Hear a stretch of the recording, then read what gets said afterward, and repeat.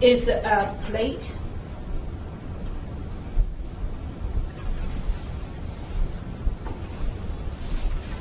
And that's also a classical elastic problem. So we have a plate in the middle. We have a hole, and assume you have uniform stresses acting at the edge. The challenge here, of course, is what coordinate system you will use, because in this case, let's see what kind of boundary condition we have for this problem.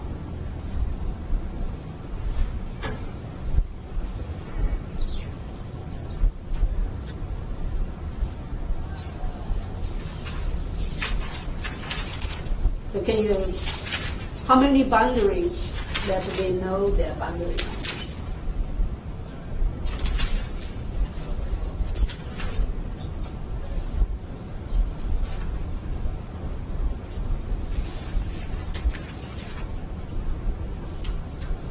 Okay, I give you guys maybe 10 minutes to look at this and trying to write the boundary conditions for this problem.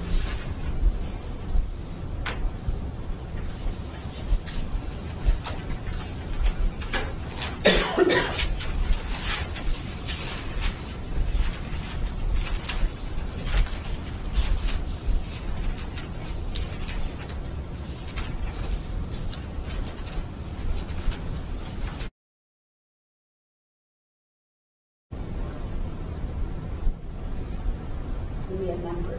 4, 9, 4. I hear 4. 5. Okay. So for the 4, what are the boundaries? The outer. The outer edge, right? For the 5 is at the circle also, right? Because the circle is also boundary in this case. So for the 4, so if I name it, I have 1, 2, 3, 4, and 5. Okay. 1 and 3 is similar. So basically, in this case, top, that's 1. The left is 1, and right is 3.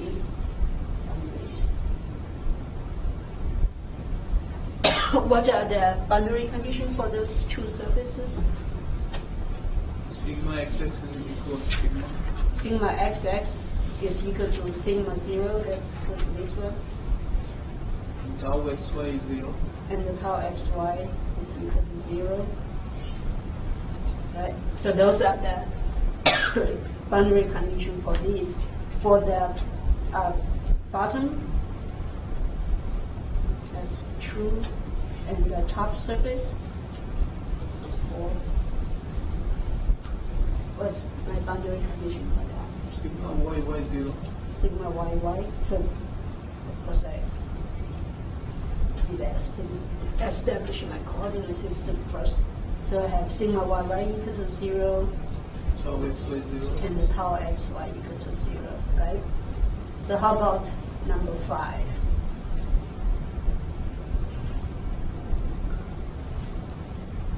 For the whole surface.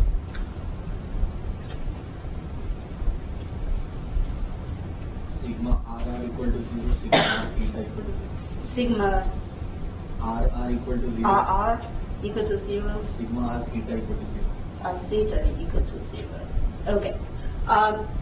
So here we start to kind of deviate from our original xy. So what he essentially did is he actually introduced a different coordinate system. That's the polar system here. So basically, if I blow up the circle, I take arbitrary, actually my x, y over here. If I take a small section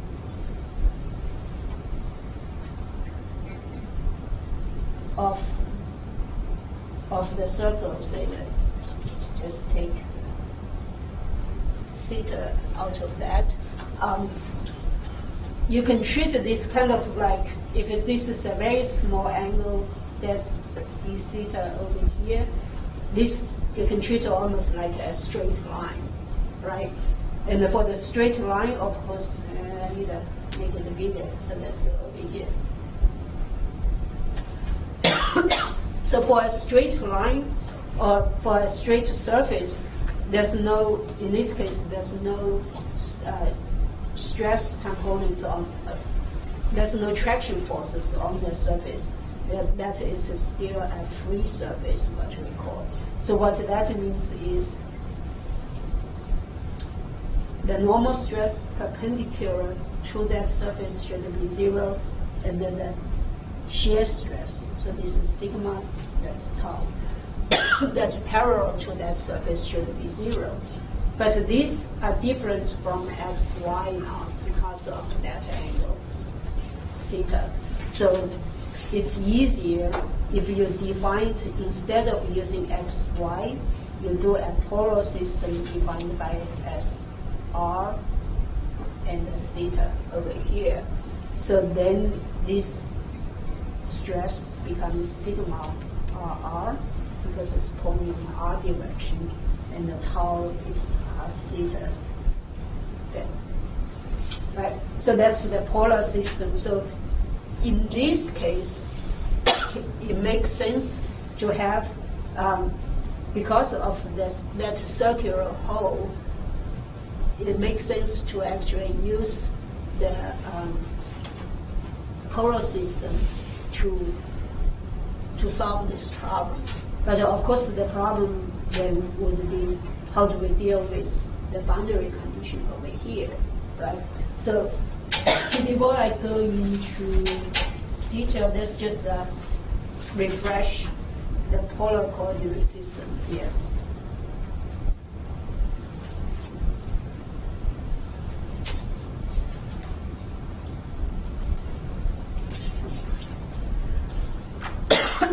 So in this case, if we talk about the area stress function, before in the Cartesian system, we define the area stress function as a function of x and y, but you can easily just turn that into r theta from relationship. So the relationship basically is I have x and y at a point. I can define that either as x, y, that's a coordinate in the Cartesian system, or I can define that as a theta. And by that angle and the r, that's my polar system. So based on that, of course, you can easily relate those two variables. So you have basically r is equal to square root of x squared plus y squared, and then the theta is tangent. So that's convert from the Cartesian system to your polar system, or you could go the other way, is your x is related to r times cosine theta, and then the y is equal to r times sine theta. So it depends on which way is easier. You kind of switch in between. Now, so if you use a polar system, then your volume element is going to be look like what I draw over here. So basically, they all point to a little bit bigger one.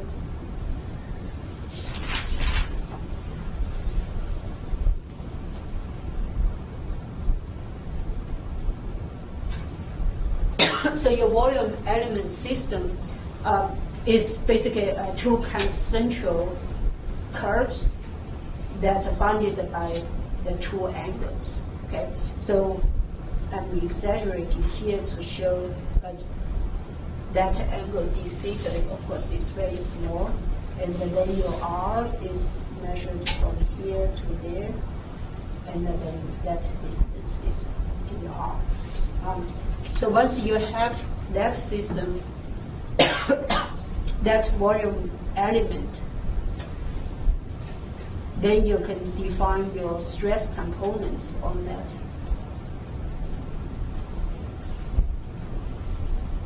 And the convention is still the same. So your sigma R is point to the positive, the normal direction of that surface. And in this case, it's positive to negative. And your sigma theta goes to that. So my sigma, my tau r theta, in this case, which direction do I go? Upward, right? So that's my tau r theta once you decide one. Otherwise, it goes like that. Okay. So that's basically is your conversion from the Cartesian system to the polar system. So the equation of equilibrium for the polar system, I just write it down because we probably will need it. So it's d sigma r over dr plus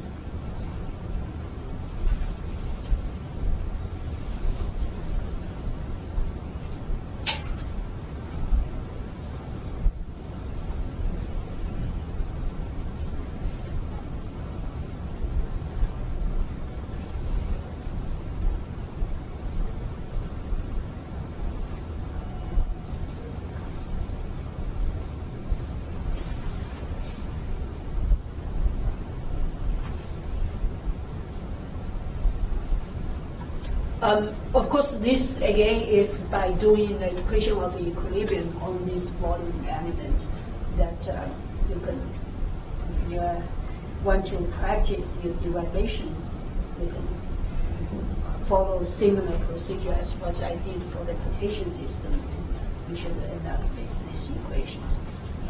So then for the strain, so now, obviously, the displacement will be r or ur along the r direction and the u theta along the theta direction. So the strain is defined by epsilon r is equal to dur over dr. Epsilon theta is equal to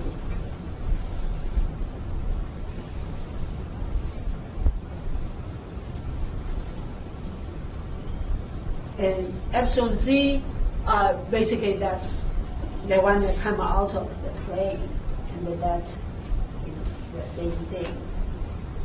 So in this case, the r theta, the polar system only defines that in plane variation.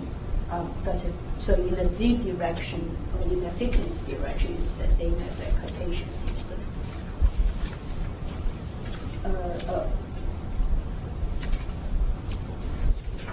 Maybe write down some space over here so that on the same page.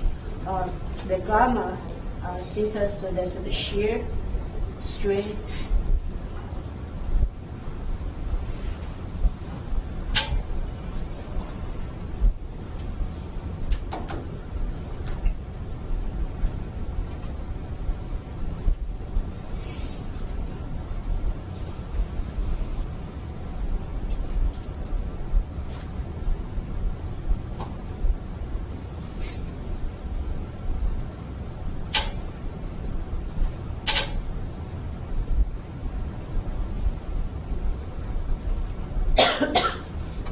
Okay, so that's, it's actually, if you look at it, it's very similar to the Cartesian system, except that if you have a d theta, then you have 1 over r in front of it, because otherwise the unit will be off, right? So r times theta, or r times d theta convert angle to a dimension.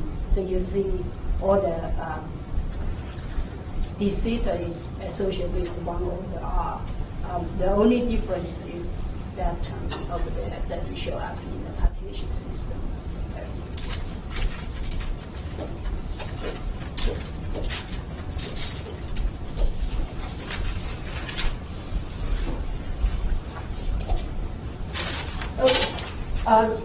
Now, so go back to the question of what do we deal with this what we call mixed boundary conditions, which we have boundary condition defined in the polar system and the boundary condition defined in the Cartesian system. So for that, of course, is we can do the stress transformation for that. So if you look at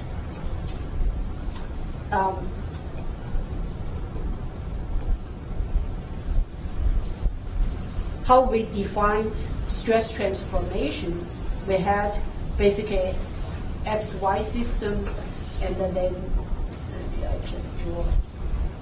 If you have a volume element defined on that, you have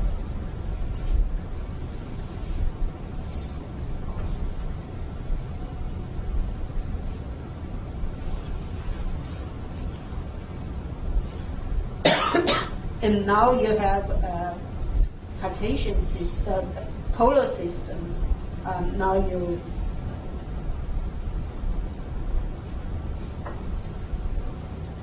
your volume element is divided by sigma r, the stress constant at least.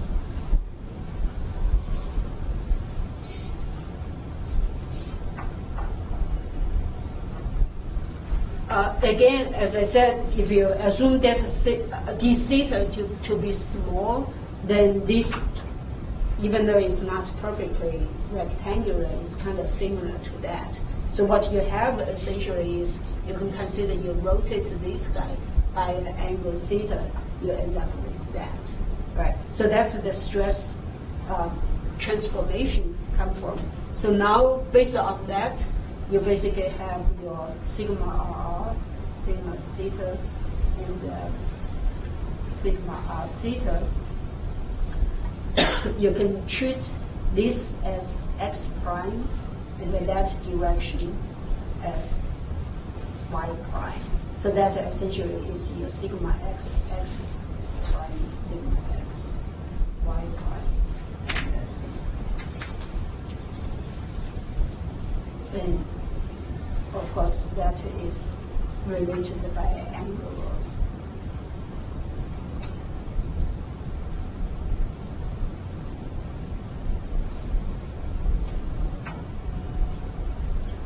So that, of course, is related by this transformation matrix.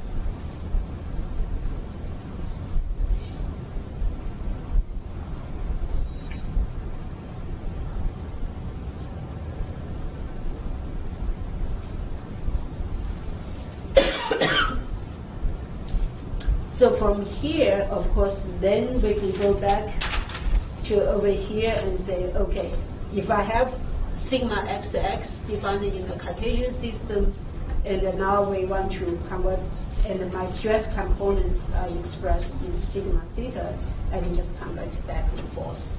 So it depends on the application or the situation. You either go from x, y component to r theta components, or you go the other way around. So basically that's how we deal with what we call the mixed boundary condition system. So I think I'm going to, so what is the next step up to this point? What do we need to solve for this problem? There's a magic word for it.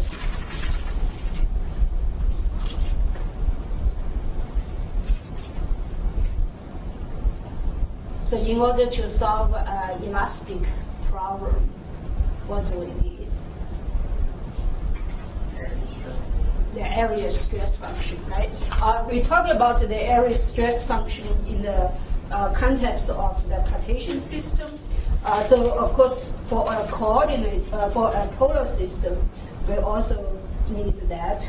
And fortunately, that's a little bit easier since we already know what the area stress function in a polar system, in a Cartesian system was.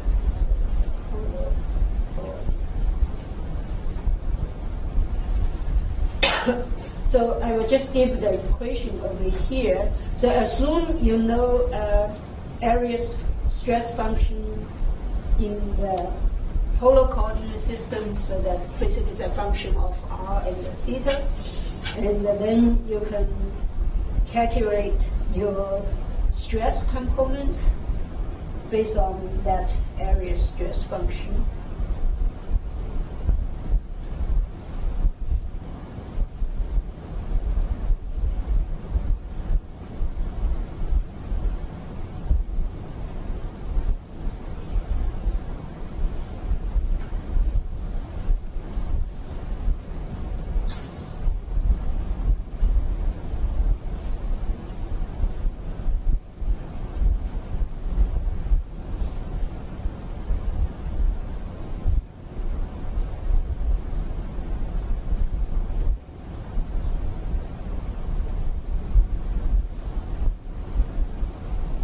So basically, your three stress component is a derivative of f, a combination of derivative of f over dr over d squared theta. And of course, if you plug into this into your compatibility equation, you will get again your compatibility equations relative with respect to your area stress function. So the form is the same.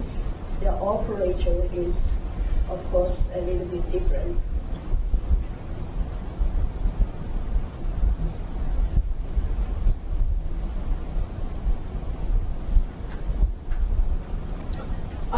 So nothing fancy here, basically just a bunch of differential operators on that.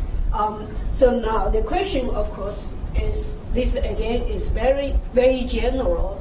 Assume you can come up with area stress function, then you will be able to calculate the stress component from the area stress function, and then you can assign this to the boundary conditions to find the parameters. So the question is, for the problem we have at hand, what stress function or what does that FR theta should look like? Right? So that's something that you have to kind of give a guess what it should look like.